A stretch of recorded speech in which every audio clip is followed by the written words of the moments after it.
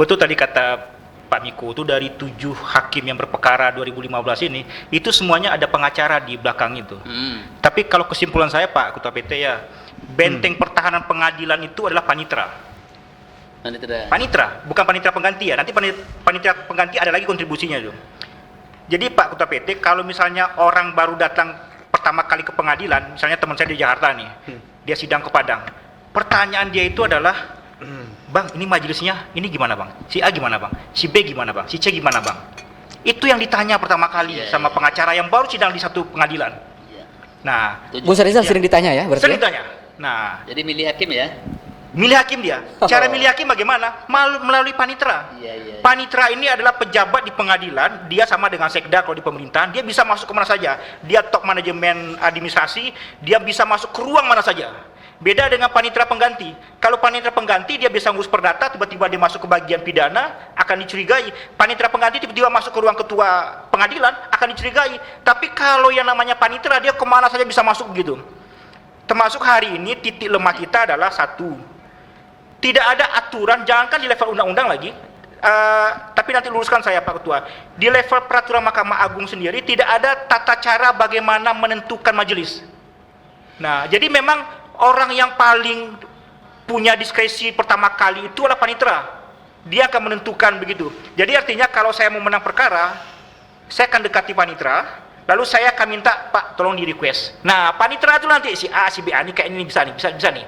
Makanya kemudian benteng pertahanan pertama itu panitra. Kalau panitra itu sudah kebobolan, dipastikan pengadilannya sudah kebobolan. Turun lagi ke anak buahnya, ke panitra pengganti. Ada titik-titik lemah yang hari ini tidak pernah dibereskan. Pak Ketua, kita ini punya EB Pardu. Baik, Pak, ya. ini pertanyaan, panitra ini bisa main sendiri dia tanpa pengetahuan pimpinan? Bisa, karena kemudian pengetahuan saya adalah majelis itu disodorkan pertama kali oleh panitra kepada ketua.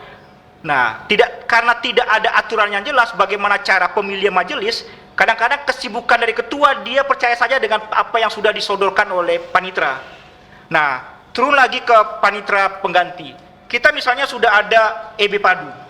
EB Padu itu kurang lebih semacam akun pengacara sendiri. Kalau dalam perkara pidana itu misalnya dia memasukkan nota pembelaan segala macam, dia upload ke situ. Tapi kadang kalau panitra pengganti ini ada juga dia tolong nanti ya soft copy-nya dikirim ke WA saya gitu. Nah, kalau sudah dia bilang WA saya itu dia membuka celah. Celah pertama itu. Artinya jangan dulu diupload ke akun itu gitu. Bukan, dia ingin mengatakan hubungi saya. Nah, itu padahal mengapa kemudian pengadilan tidak bertegas-tegas hari ini semua dokumen upload ke EB Padu. Pengadilan Padang saya tidak pernah mendengar ini Pak, mungkin Bang pernah mendengar tidak? Ada hakim perkara tipikor yang bilang nanti tolong upload ya ke EB Padu. Saya 3 tahun terakhir tidak pernah mendengar itu. Kalau selalu serahkan soft copy-nya jangan lupa ya, soft copy-nya jangan lupa ya. Selalu japri ya. Kan membuka begitu kan ya. Nah, belum lagi celah yang kedua itu adalah soal insaki. Insaki itu kurang lebih di mana para pihak di luar jadwal sidang dia bisa mengintip berkas secara resmi. Semestinya insaki itu para pihak itu mesti dihadirkan. Karena kadang insaki itu pengacara itu nakalnya dia tidak baca berkas, tapi dia ingin bertemu dengan panitra pengganti. Terjadilah dialog berdua. Nah, saya termasuk yang menyarankan kalau insaki itu adalah para pihak itu mesti ketemu semuanya. Jadi penggugat tergugat bersama dengan panitra untuk menghindari terjadinya bisik-bisik seperti itu. Nah, jadi sudahlah panitranya bisa dibobol, panitra penggantinya juga bisa dibobol. Nah, betul memang kontribusi pengacara itu tinggi, tapi setinggi-tingginya kontribusi pengacara kalau kemudian pola orang bertemu itu masih ruang tidak orang terjebol bertemu, bentengnya gitu. Tetap juga di apa? Makanya adalah orang yang tidak boleh bertemu dengan orang lain itu adalah panitra di pengadilan itu.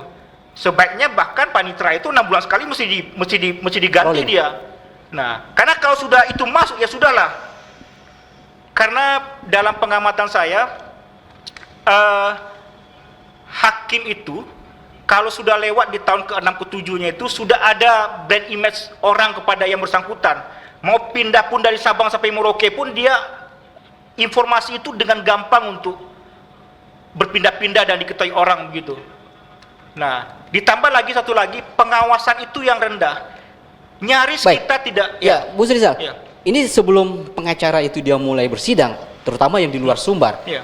Dia minta dulu profiling hakim-hakimnya itu. Iya. Ya. Karena dia sudah dapat profiling hakim, Itu yang terjadi semacam transaksi Iya, tadi. karena lingkungan pengadilan itu, apalagi dunianya pengacara, dia sudah punya catatan. Hakim A, Hakim B begini, Hakim C begini, begitu. Nah, itu yang kemudian dia bagi sesama rekan-rekannya begitu. Sehingga kalau paniteranya kuat, imannya kuat ini, maksudnya Betul. tidak bisa dijebol Iya, bentengnya ini. iya. Betapapun rayuan dari pengacara tidak akan juga jebol ya. Betul. Makanya ada kadang pengacara berperkara perdata sudah dia masukkan, tiba-tiba di sidang pertama dia tarik lagi. Karena dia sudah tahu ini ketemu dengan hakim tidak akan mungkin dia urus begitu. Itu yang terjadi. Makanya saya termasuk yang percaya persoalan ini bisa diselesaikan kalau kemudian kita punya aturan yang jelas internal pengadilan, tata cara penunjukan hakim. Baik, Nah. tahan di situ, langsung konfirmasi ke Pak Ade. Baik, bagaimana Pak Ade menjawabnya? Iya, Tata terima cara kasih, Pak. penentuan hakim ini, karena di situ katanya mulai starting point akan terjadi mafia hukum di situ. Sebetulnya pembentukan majelis itu sudah ada aturannya, Pak. Yaitu maksimal 6 bulan.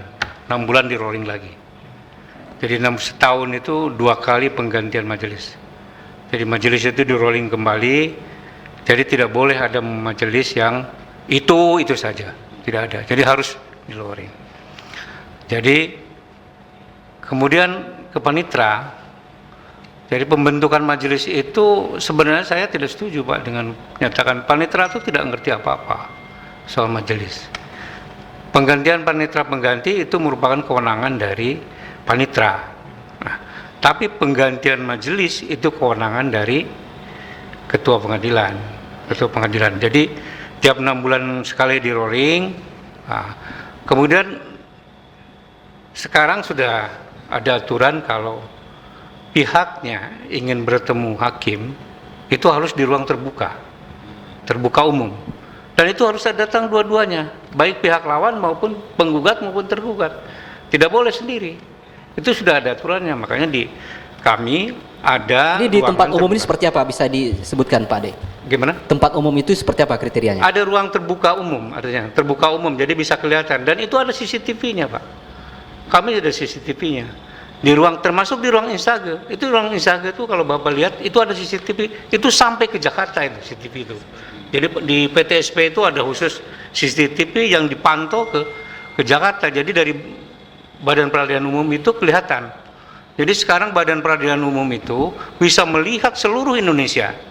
Karena apa? Setiap pengadilan sudah ada CCTV-nya yang langsung dibantu. Jadi di Badilum itu sudah ada ruangan seperti command center gitu, tapi seluruh Indonesia itu sudah kelihatan.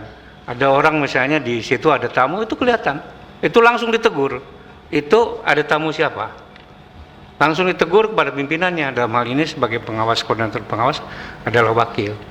Coba dilihat ada siapa. Misalnya ternyata dibiasa, harus disaksikan, ya, harus disaksikan. Nah itu baru kewenangan di ketua pengadilan negeri. Memang di pengadilan negeri sekarang belum dibikin seperti di Mahkamah Agung. Sekarang di Mahkamah Agung itu sudah ada robotik. Artinya majelis itu sudah ditentukan oleh sistem. Jadi sudah sistem, tidak bisa lagi memilih si A, memilih si B, itu tidak bisa. Itu sejak kapan diberlakukan Pak? Sejak 1 Mei 2024. 2004. Ah, 2024. Artinya ini kasus yang disebutkan oleh Bung Surizal Jadi di bawah itu kayaknya. baru di tingkat kasasi, Pak. Tingkat kasasi. Oh, Tingkat kasasi. banding ini tingkat PN belum. Oh. Nah, ini masih kewenangan ketua. Jadi nanti kami ada pengawasan itu kalau melebihi 6 bulan, kenapa ditanya? Kenapa ini tidak berubah? Majelis itu Artinya saja. kalau itu di tingkat kasasi sehingga di tingkat PN masih bisa by order tadi Nggak hakimnya. bisa. Kalau saya di sekarang nggak bisa lagi by order.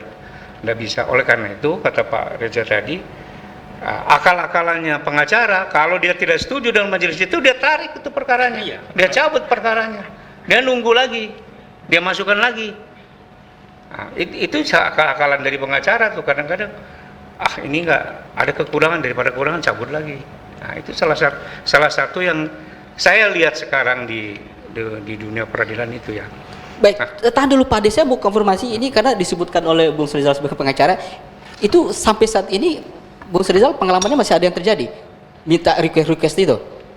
Pintu masuknya memang di situ. Karena pengacara tidak akan mungkin ketemu dengan hakim.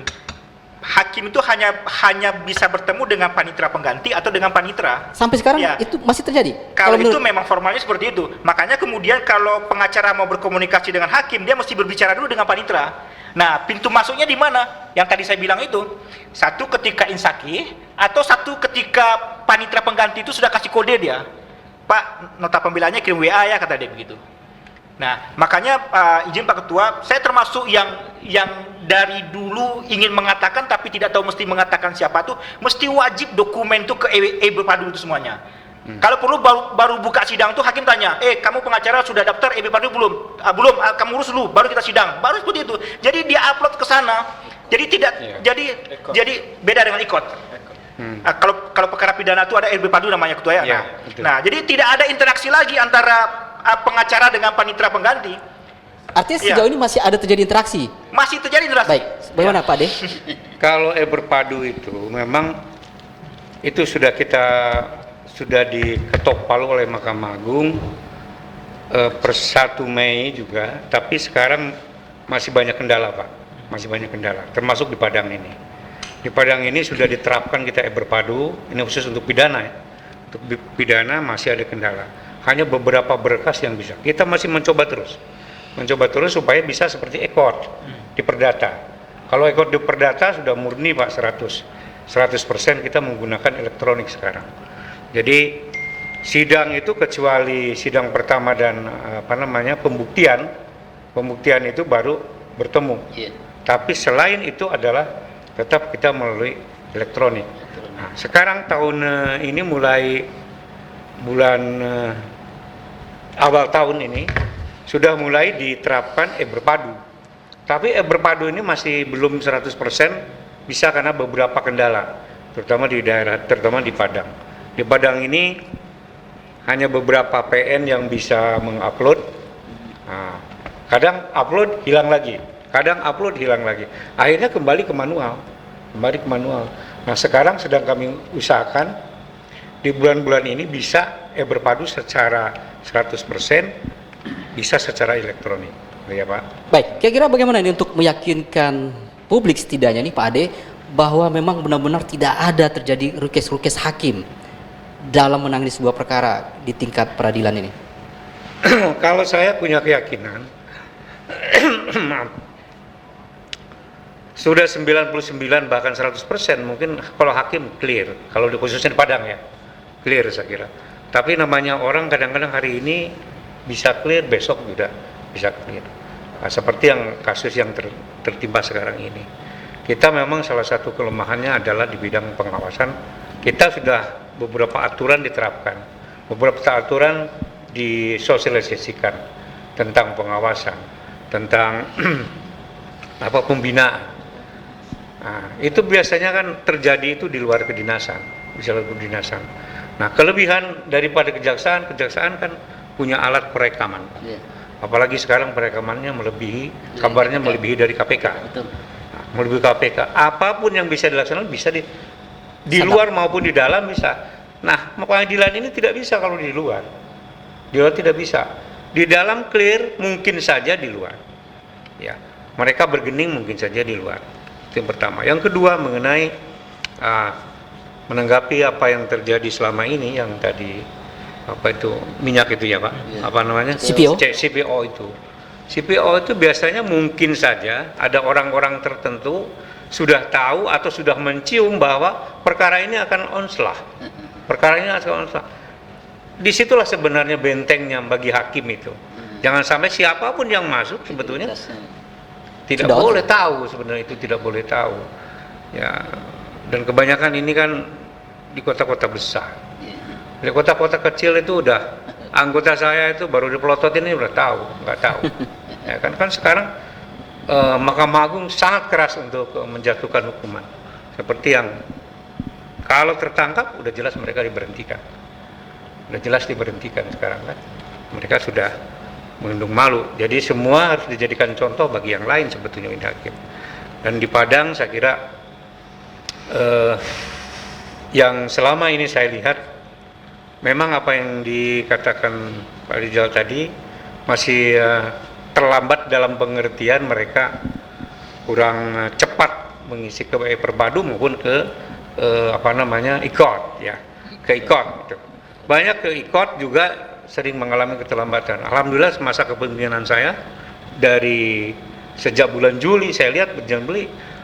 Waktu saya di Ambon sudah tidak ada lagi, clear semua melalui Berpadu, melalui IKOT itu adalah 100% tidak ada. Kok di Padang ini masih ada yang melaksanakan secara manual ya, manual. Saya tanya, katanya karena pengacaranya. Nah itu walau alam saya benar atau tidak ya. Kalau Pengacara yang minta begitu kata hakimnya. begitulah alasan yang saya terima, tapi semenjak itu sudah berkurang, bahkan sekarang hampir tidak ada. Sampai sekarang hampir tidak ada. Saya tekan semua sebab itu harus, kan sudah ada PTSP di depan. Kalau misalnya nggak bisa, sodorkan saja. Karena dengan peraturan Mahkamah Agung nomor 7 tahun 2000, nomor 2 tahun 2000, nomor 7 tahun 2002 itu tidak boleh lagi di IKOT itu ada manual, tidak boleh lagi. Sekarang harus elektronik. Nah sekarang di awal tahun kemarin sudah diketok harus Berpadu harus melalui elektronik juga. Namun beberapa kendala masih ada kendala. Ada yang bisa dimasukkan, ada yang juga enggak. Nah kadang-kadang kami terima di laptop kami sudah diterima ini Berpadu, sudah ada Berpadu. Tiba-tiba mau ditetapkan majelisnya menghilang. Nah, menghilang itu karena berbagai alasan, karena bandwidth-nya mungkin kecil, karena cuaca buruk dan sebagainya. Memang saya akui ke Berpadu secara 100% belum itu. Tapi kalau IKOT itu sudah. Baik. Dan sekarang juga banyak. Sehingga pertanyaan Pak De, ini kenapa dengan ada sistem yang sudah mulai dibenahi, reformasi peradilan sudah terlaksana, tapi masih tetap bobol seperti hampir beruntun dalam 2 tahun ini setelah kasus Surabaya, kemarin Jakarta. Ini di mana nih celahnya kira-kira? Ya, yaitu apa yang sebenarnya mungkin ada orang-orang yang ya katakan nakal ya. Ada orang-orang yang nakal yang mencium bahwa isi putusan akan seperti ini. Kemudian juga hakimnya mungkin tergoyah integritasnya. Barangkali saja seperti itu. Barangkali seperti itu karena kita tidak menduga-duga ya. Karena kejaksaan itu bisa mengawasi kami, itu bukan di dalam saja, termasuk di luar, termasuk dua pengadilan. Tapi kalau kami beserta KY itu tidak bisa itu, karena tidak punya alat untuk itu, tidak punya alat untuk itu. KY itu hanya nongkrongin juga, hanya melotot di persidangan juga tidak ada masalah. Tiap hari KY itu ada datang ke sana, ke pengadilan itu. Apalagi ada laporan bahwa mohon perhatian ke kami itu biasa. Misalnya mohon perhatian persidangan ini menjadi perhatian, itu pasti KY turun itu. Penghubung sini itu pasti turun itu. Ya, dari kami juga pasti turun itu. Pasti diawasi. Apa yang terjadi terhadap berkas nomor sekian misalnya. Seperti itu. Jadi pengawasan kami juga begitu ada informasi, kami juga turun. Secara tidak langsung turun. Nah, cuma turunnya jelas orang-orang yang tidak diketahui bahwa itu mengawasi. Gitu. Kalau kami turun kan tahu, Pak, kami pimpinan. Turun wakil tahu itu pimpinan kami. Pasti kita akan menyuruh orang yang tidak dikenal. Baik, artinya ketika hakim sudah melakukan pertemuan-pertemuan tertutup seperti yang disebutkan oleh Pak Ade tadi, kalau di ruang terbuka itu tentunya bisa terdeteksi, bisa dipantau. Tentunya kalau seorang mafia nggak mungkin di situ dia untuk melakukan transaksi. Kalau di luar itu memang tidak bisa dipantau lagi. Ya, kami terus terang tidak punya alat, walaupun kami ada aturan bahwa hakim itu dipantau baik di dalam maupun di luar. Jadi pimpinan itu harus memantau di dalam persidangan, dalam arti sidang dan di luar persidangan. Tapi memantau di dalam persidangan kalau tidak pakai alat kan susah, Pak. Nah, kalau kejaksaan malah sekarang lebih canggih dari KPK. Alat sadapnya? Alat sadapnya lebih canggih dari KPK. Semua HP yang ada itu sudah diketahui. Dimanapun ada. Di pelosok Indonesia sudah terdeteksi. Lah kami apa? Kan nggak bisa, Pak. Tidak bisa seperti itu.